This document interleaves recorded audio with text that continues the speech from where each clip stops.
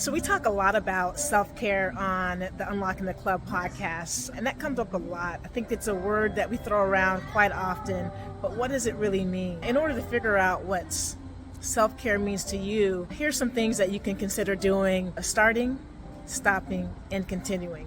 So when we think about self-care, one thing that I've learned that I needed to do to start doing was actually finding time for myself. And it didn't mean that I had to find time for a 7-day vacation or that I needed to carve out a full day to go on a road trip or do something extravagant. I just needed to find time. And that may be 5 minutes between meetings where I could just pause and not feel like I was on 100 and having to do something and be somewhere. I could just relax. So that was one thing, to be in self-care was to just start finding time for me, whatever that meant. The second thing was to stop actually prioritizing everybody else and feeling guilty about finding time that I needed. COVID was really critical for me in a few different ways, but because you couldn't say yes to anything, you couldn't go anywhere, you couldn't say yes to dinner invites or parties or different things, it was really easy just to recognize for me that I needed the space. I'm an introvert, so I needed space just to relax and to fill my cup.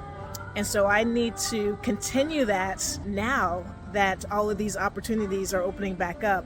I need to stop saying yes to things that don't fill my cup. I need to stop saying yes when I know I just need to have some space and to relax.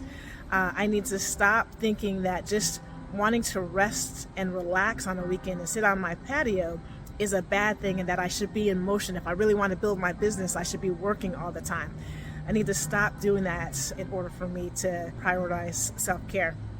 And the third thing, the thing that you can continue doing in order to prioritize self-care, is to understand and listen to your body and your soul. Right? So often we're so focused on being in action and activity that we don't listen to how we're feeling, like what our body is telling us. So continue to name and notice how you're feeling. If you feel great and energized, then there might be something different that you need to do for self-care. If you feel exhausted and drained, then that may inform you as to what you need to do.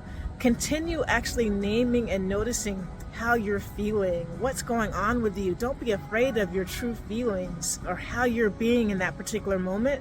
There's so much information inside of that, and I think so often we step over that information and stay in action and get to the next thing for a variety of reasons. It could be because we feel guilty, or when we are still with ourselves, it's really difficult and we're having to be with our thoughts, and that may be frightening or alarming. But when you choose just to notice how you're feeling, it's a really powerful thing that allows you then to respond and determine what the optimal way for you to respond would be. Those are just some tips on how to really focus on being in self-care.